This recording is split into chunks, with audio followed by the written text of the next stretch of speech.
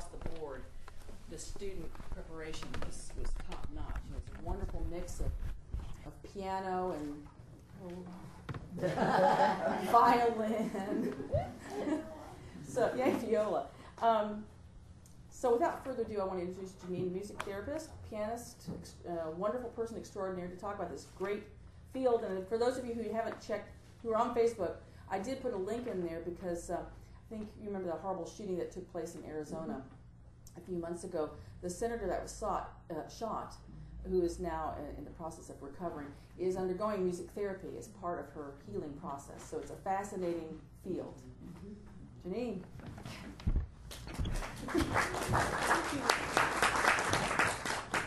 Well, most of you know me to some extent or other, and so I'm not going to pretend to be really formal because I'm just not. So I'm going to go ahead and be casual and be me, and if you have any questions for me, please just flag me down. I am a music therapist. You'll notice that I've got my initials here. I don't always use them unless I'm being a music therapist at the time. MTBC is the credential that we use for a board-certified music therapist. That is somebody who has gotten their bachelor's degree or equivalency in music therapy. So it's a usually 5-year university program. You're studying music, you're studying psychology, you're studying physiology, all of these things combined together. And then the BC you earn by taking a board certification test. You need to keep it up by doing your continuing ed, kind of like a nurse does, or a physical therapist, to keep their credentials current. So that's what the MTBC is for. And if one of the reasons we use it is because music therapists sometimes run into people who do music therapy who aren't music therapists. So if they ain't got an MTBC, then there's something missing in their history. They don't have the education, or they haven't passed their boards, or something like that. And so they may not know what they're doing as well as they wish they did.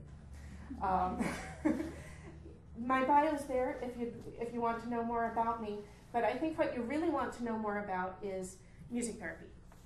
And the simplest way to define it is that music therapy is a systematic application of music to meet specific goals for a client. Really, that's very broad. It means that anybody can be your client.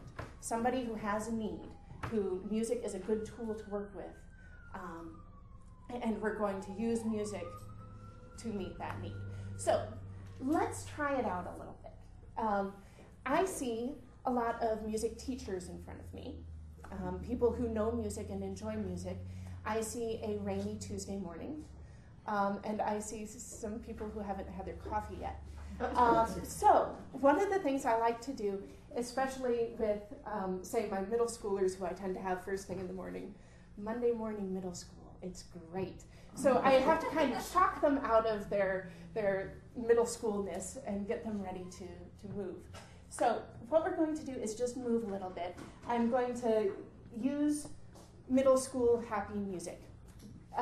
If you're not familiar with Hawk Nelson and you do anything with middle schoolers, be familiar with Hawk Nelson. It's happy and it's inoffensive. And really, that's all we need.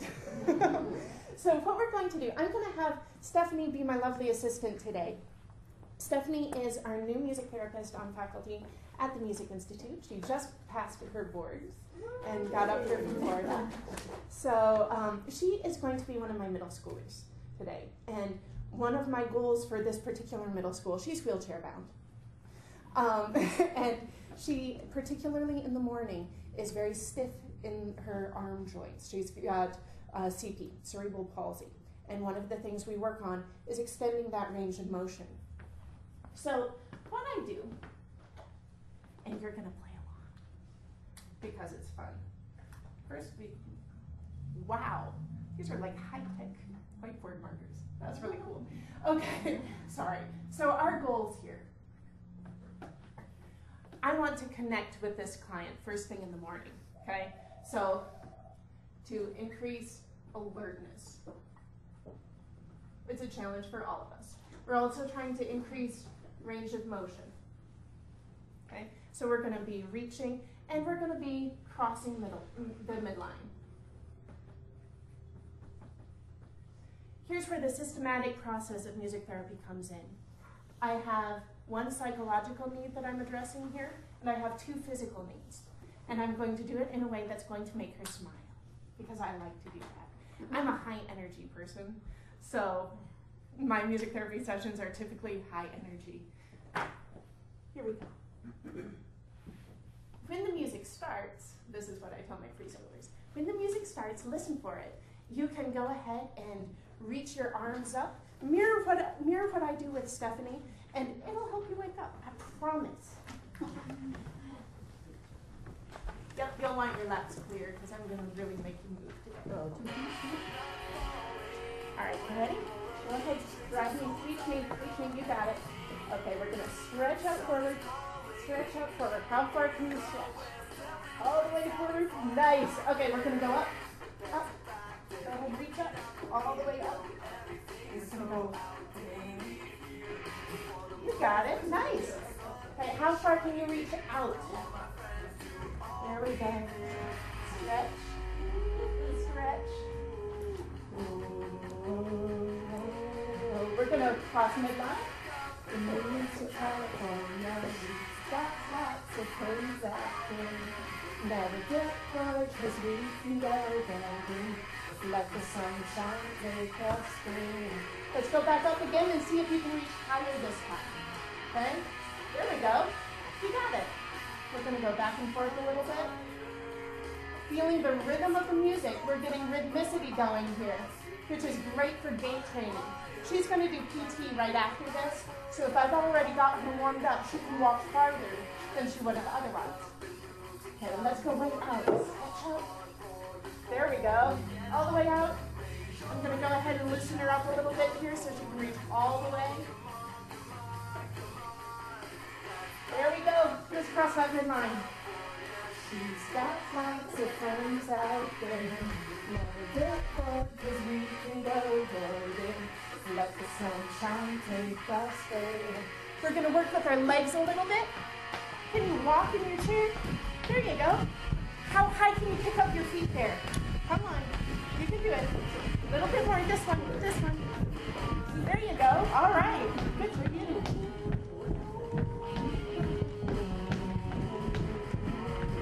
Go ahead, reach for me. Can you do them both? Reach forward. Reach forward. You got it. Nice. So we're multitasking. She doesn't do this. But we try. Let's reach right up high. And one of my favorite tricks, which I can't do because Stephanie doesn't really have wheels, is I'll pull her toward me, or I'll let her pull herself towards me. She loves it. There we go. All right, and go ahead and shake them out a little bit, because you're awake now.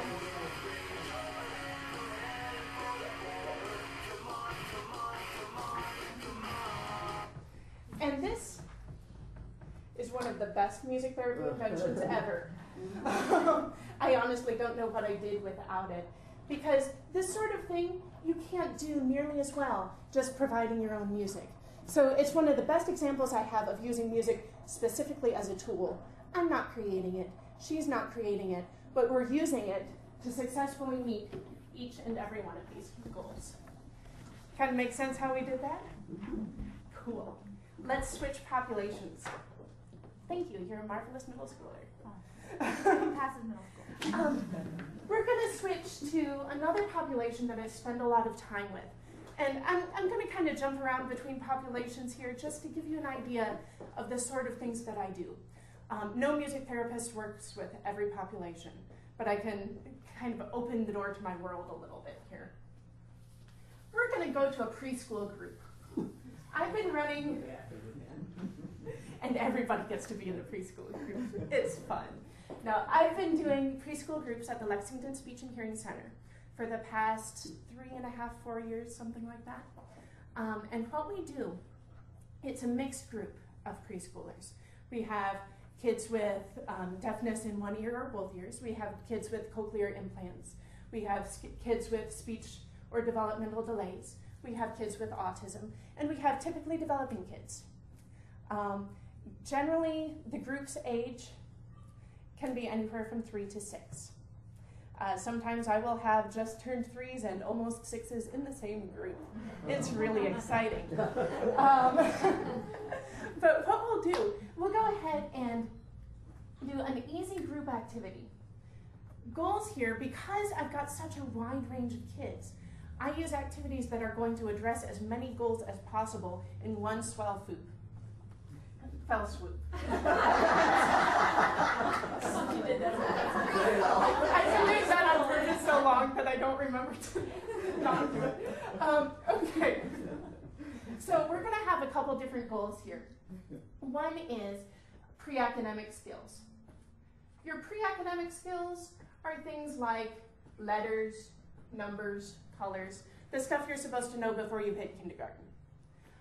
Counting up and down from 10, all that good stuff. We've also got a goal of visualization for this activity that we're going to meet.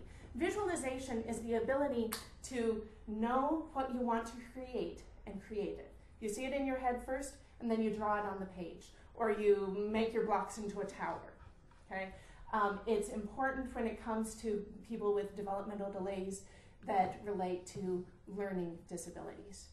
When you get into dyslexia, you're working with a lot of visualization problems. And with, like anything else, the more you do it, the easier it gets. So you're trying to get these kids using these skills that are weak. If I've got a dyslexic 4-year-old who's trying to learn how to draw letters, she's going to get really sick of sitting at the table trying to trace the same letters over and over and over. It's a patience thing. We wouldn't stand for it. Why would a 40-year-old girl, right? So I'm using some games that are suddenly more exciting than just sitting there and drawing over and over. Also, we're going to use some following directions.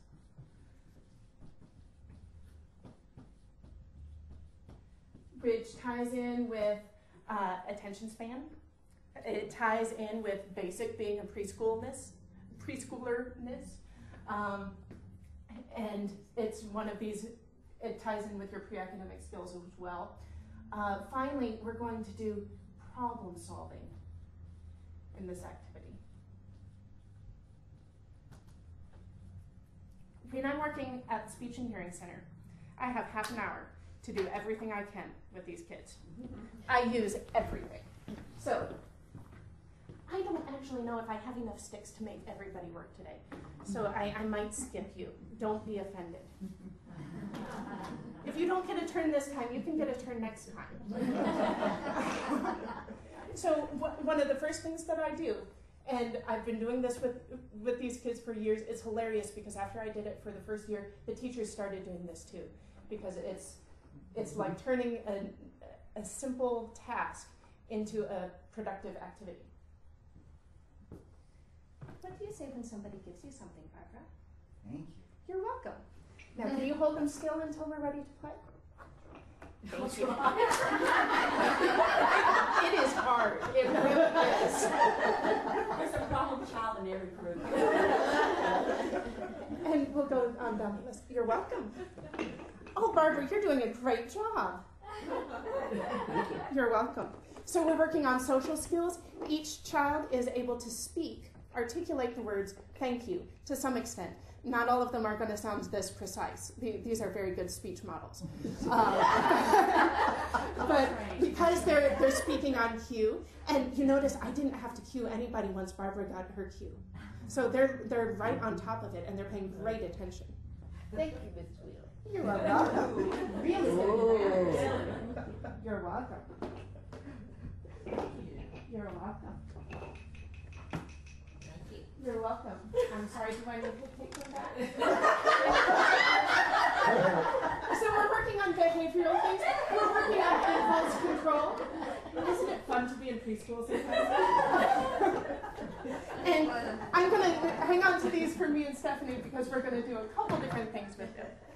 It's a little tricky in your lap, so you'll have to pretend that you've got a level surface. And if your sticks roll, then that's okay. We'll deal with it. I know it was an accident. Thank you. You're welcome. So what we're going to do is follow me, please. Can you do what I do?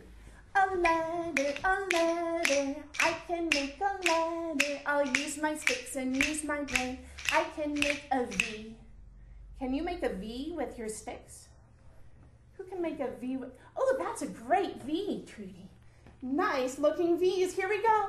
A ladder, I can make a ladder. I'll use my sticks and use my brain. I can make a T. Who has a T?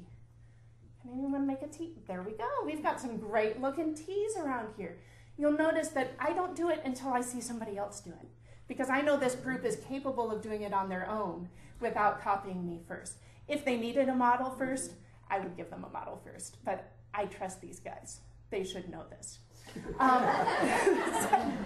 Sometimes we'll see a lot of upside down V's, and so we'll help correct that. The point of the V, where does the point of the V point? It points to your tummy, doesn't it? So we've got these ways of relating the shapes. You've got something tactile to make your letters with. You're not just drawing them with crayons all the time. And that makes a huge difference for these kids who are trying to visualize, for these kids with dyslexia. I have a question. Yes, ma'am. You say you have mainstream and you have those that have hearing issues. Are they reading lips or what's going on? There's a lot of different adaptive things we have for the kids who aren't hearing very well. Many of them have cochlear implants. Once they're 4 and 5, they can have that operation, and so they will hear me. They hear me in a way that's different than the way you hear me, but they can hear my words. We have some hearing aids, and I also typically wear an FM, which will project my voice and amplify it through the room. Because they don't sign there, do they? It's a totally oral school, so we don't do any signing, which can be a disadvantage when it comes to communication, but it does encourage speech, which is the whole idea of the school. There's different philosophies there. All right, I'm gonna up the challenge of our stick game, okay? Watch out, this one's gonna be tricky. A ladder, I can make a ladder. I'll use my sticks and use my brain. I can make an I. Who can make an I? Oh, that's cool. We've got an I with a dot. We've got 2 sticks together to make an I. We've got really long I's. We've got an I over here with her hand helping out. You know what I can do? Stephanie, can you help me make an I? I want to make an I. Can you finish out my I? Hey, check it out. Can you use a friend to help you make an I? We'll have some teamwork. And suddenly it's twice as difficult because you're working with somebody else. And remember, you're 4. So, let's try another one with your partner. A ladder, I can make a ladder. I'll use my sticks and use my brain. I can make an A. How do you make an A with your partner? Yay. There we go. Rock on, you got it. Good for you. We're gonna do one more. This is really tricky. A ladder, I can make a ladder. I'll use my sticks and use my brain. I can make an O. You have to use your imagination, don't you? It's a square O. We pretend. Good job. All right. Excellent. Can you put your sticks gently in the box for me? Thank you. That was very gentle. Thank you. That was very gentle also. My sticks could live through an earthquake. We don't really have to be gentle with the sticks, but I'm teaching them to take good care of other people's things. Basic behavioral stuff. And I try to make sure, thank you. Thank you. I use good manners too.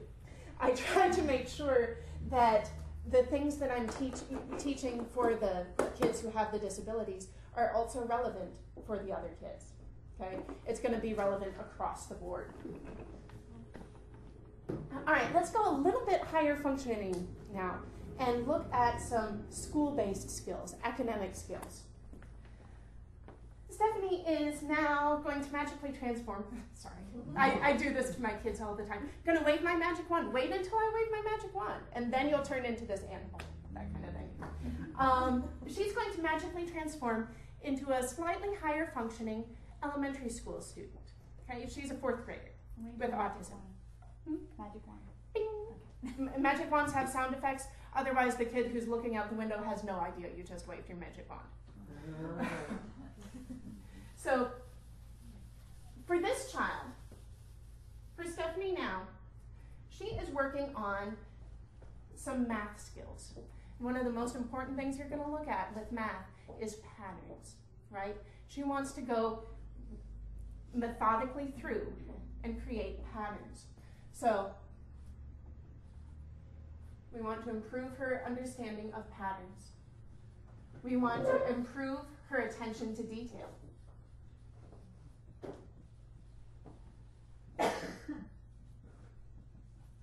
And we also, this is one of the most important things in the music therapy world.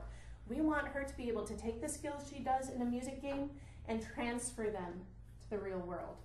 If you can't do that, you're not doing something. You're not doing anything, frankly. Because if you can only perform inside a music therapy session, what good is that? You know. So we're going to improve transference.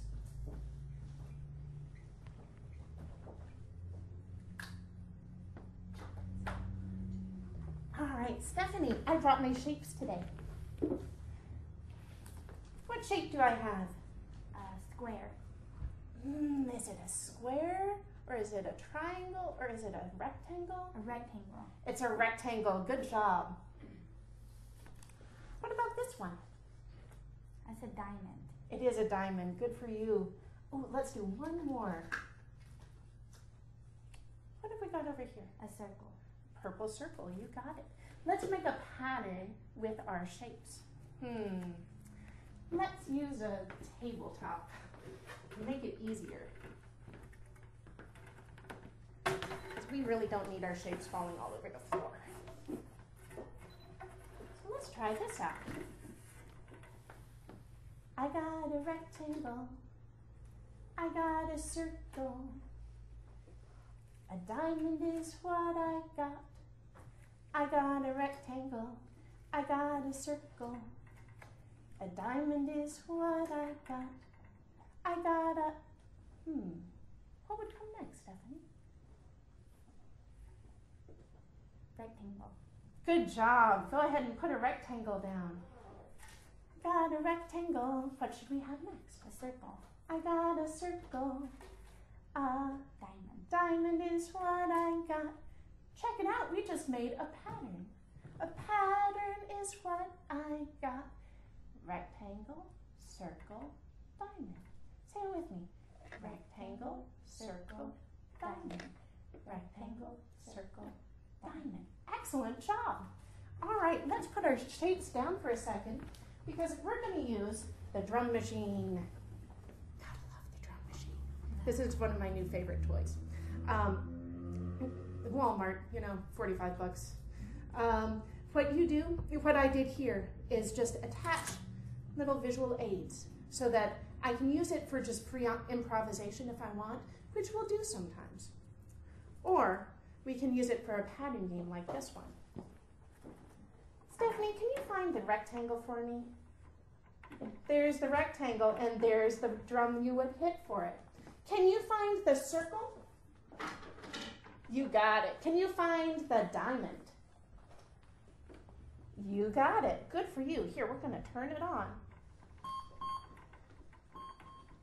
And I bet you can play our pattern. Can you? We went rectangle, circle, diamond.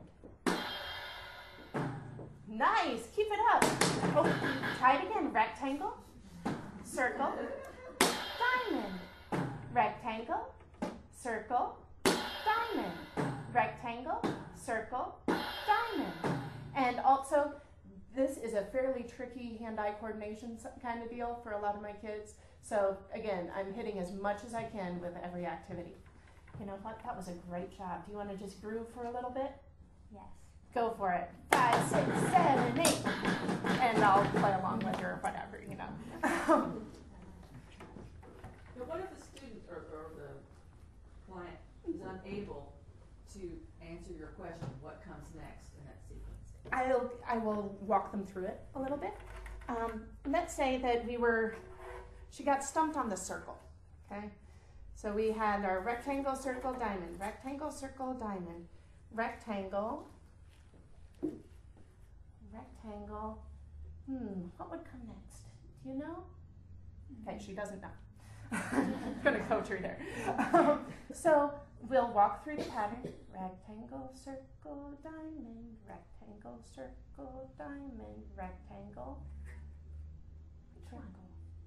Yeah, and usually if I go through the pattern with her step by step, probably the reason she couldn't identify what came next is that she was skipping a part in the pattern or her attention wandered. So I grab it back by walking her through it. Sometimes I'll need to take her hand and we'll walk through it together to really get her attention back. And whenever you have a client whose attention wanders, dementia, it's not just kids, right? It's everybody's attention wanders sometimes, and the harder the task is, the more likely your attention is going to wander. So using a little hand over hand like that is something I'll often do. And sometimes you do have to kind of give it up.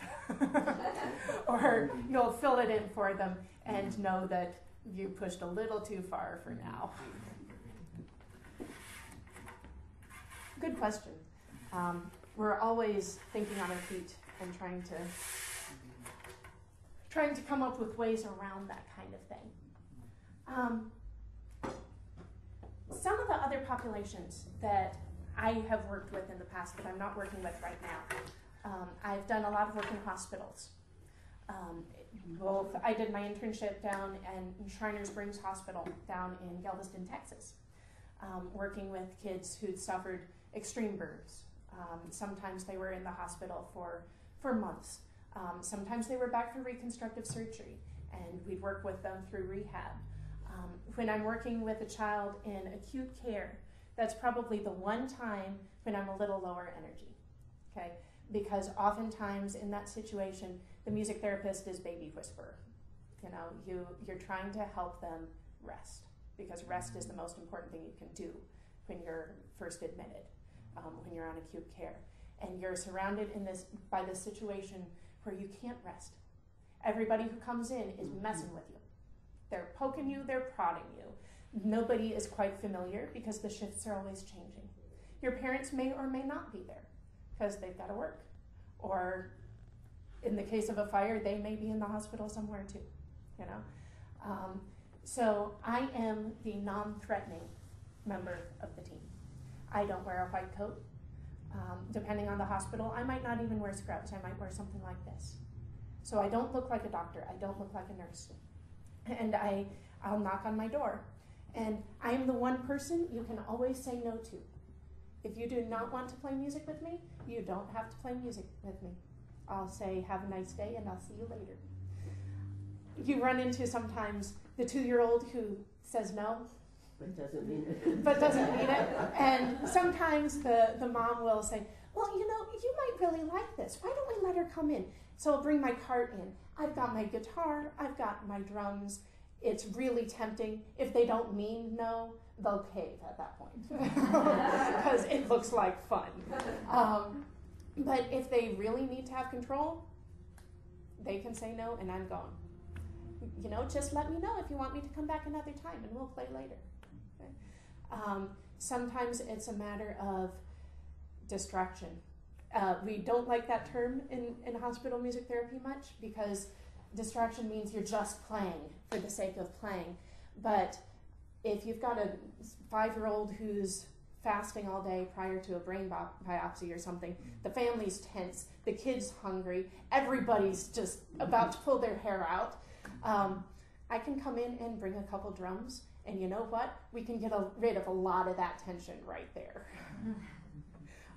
And then typically I'll have a few things that I can do that are kind of automatic soothers. This is my ocean drum. But you may or may not have seen one of these before. It's just little metal beads. They come in all different shapes and sizes. This is the portable version. But with a little bit of control, you can make a very soothing sound with it. And I'll use it a lot to just wind things down if somebody's upset. If we've gotten rid of some anger, if we've banged on the drums for a while and we're ready to relax again, then we can pull out the ocean drum. This is also a nice gross motor activity because put your hands on my drum with me, and we're just going to move it slowly. With hardly any motion, you get a sound. The less motion you have, the more soothing the sound is. Seashell, seashell, sing a song for me. Sing about the ocean, tell me about the sun. Seashell, seashell, sing a song for me. Sing about the ocean, tell me about the sun. And right away, you've got this environment created where you can transition out. You can do your little goodbye song. So long, Stephanie. So long, Stephanie. So long, Stephanie. Thank you for being with me. You can just kind of ease out of it at that point, or you can lead into some relaxation techniques and that kind of thing too.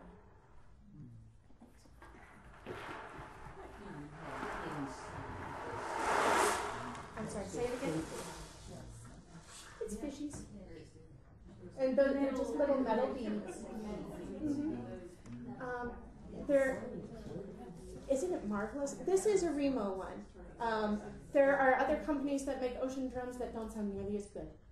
So even though these look plainer than some of the fancy rainbow colored whatevers, I like it a little simpler so that I'm not overstimulating my autistic kids. And it's got that gorgeous full sound. You can connect with the client, and there's nobody else in the world except you and the client in that ocean drum. So that's one of the things that is actually counterintuitive about music therapy. For us as performing musicians, we're so used to it being us and the music, right? We've all had that performance where you get lost in your sound and your whole audience was eaten by lions and you didn't notice because you were so caught up in your Beethoven or whatever. When it comes to music therapy, though, the person you get lost in is your client. Once your focus gets off them onto the music or onto the fact that, yeah, you look like a fool, then you've just lost the session. It's gone. So that's why we sometimes describe music therapy as being a triangle. You've got the therapist, you've got the client, and you've got the music. Take away any one of those, and you're not talking music therapy.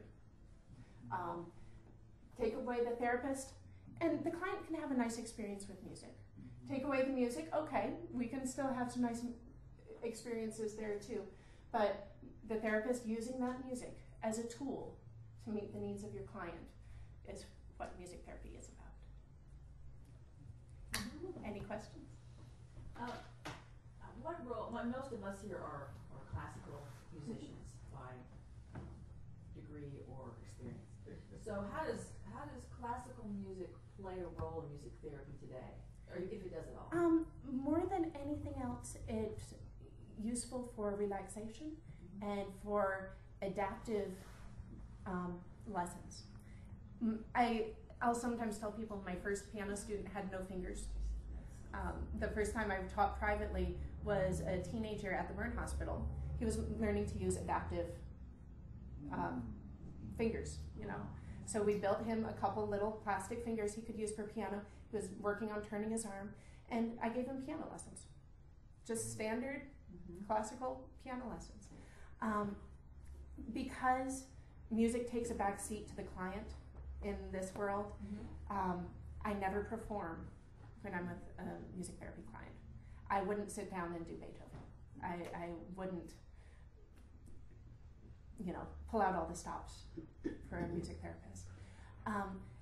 A way that performers can really help in music therapy is to be available to share your music and be what we call provide therapeutic music entertainment where they can listen to you and get lost in your music too.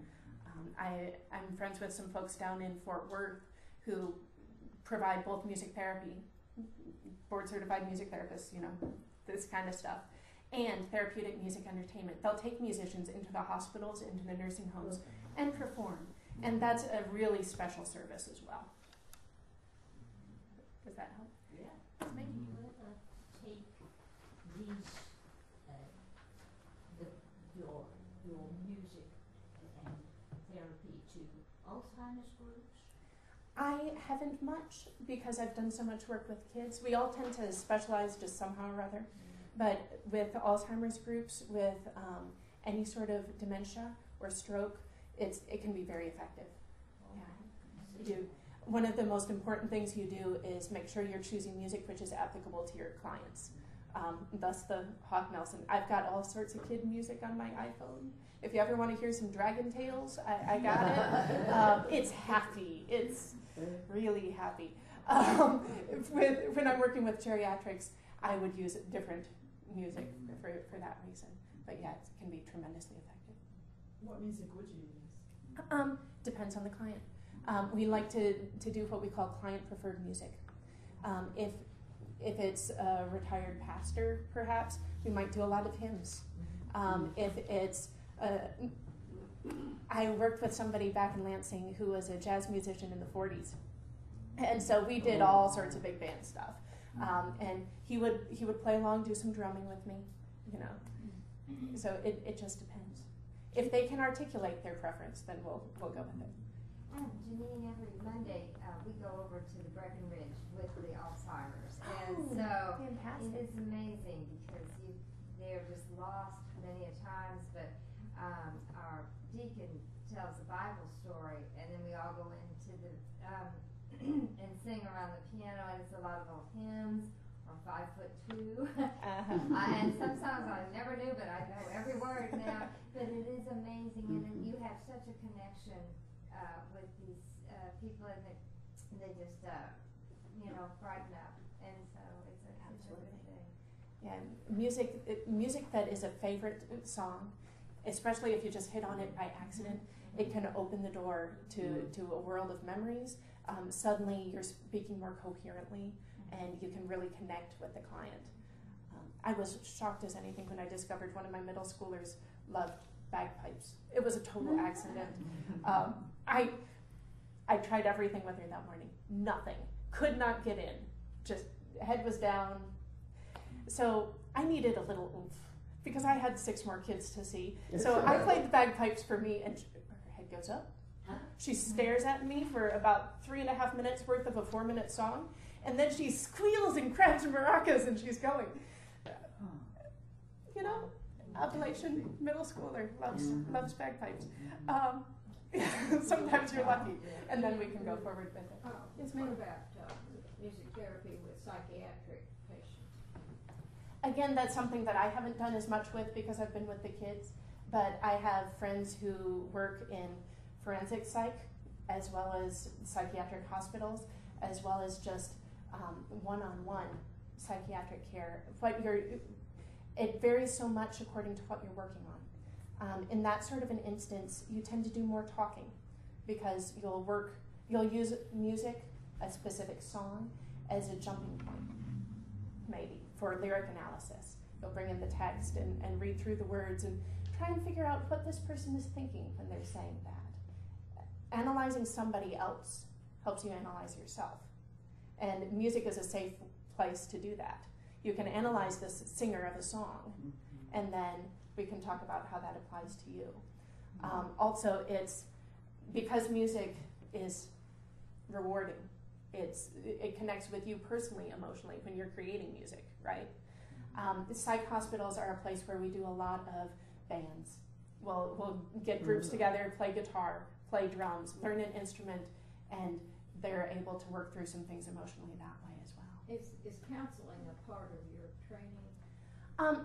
To some extent, yes. There was a time when we didn't have a master's program in music therapy, and a lot of music therapists would get their master's in counseling to supplement their music therapy training.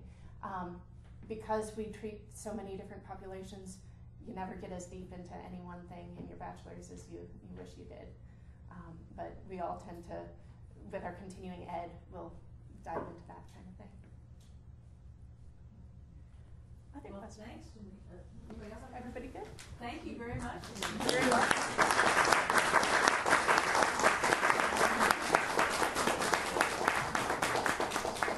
She's a gem of the first one to brag on her. She's been my right-hand woman for, what, Jeanine, about 5 years? Something like that. I guess. What'd you say? I don't count them. Oh, she's been a blessing to me. And then this past fall, we got 2 more contracts in music therapy. And the program grew so much, it was obvious we had to kick her out of the office. And it's been really hard for us not to be together every day. But it's exciting. We are growing so much that now we are very blessed to have Stephanie as of just last week. So the program's growing, which means we're able to reach more people that are in need out in our community. So thanks, Jeanine. That was absolutely wonderful program. We have some coffee and some cookies. And I think this is leaded coffee. I've made some decaf coffee that's in a coffee pot I'm going to place on the table. But I'd love for y'all to have some refreshments.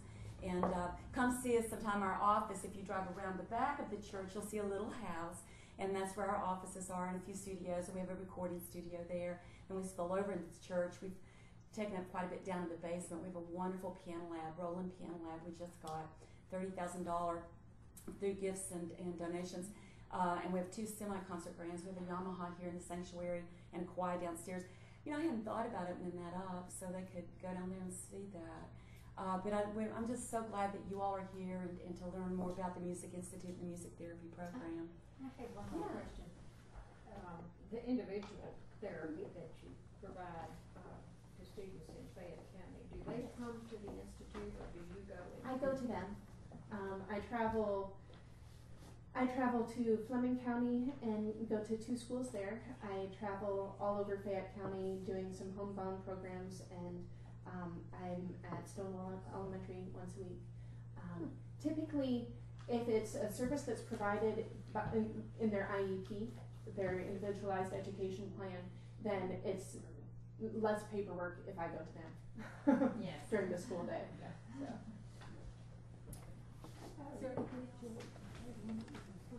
Anybody else have any other questions? Jeanine, you want me to go ahead and just have everybody get coffee? And if y'all have questions, go ahead and ask them. Go ahead and get some coffee. Thank y'all again for coming. I filled in for about 2 months for if y'all want to get some coffee and some treats,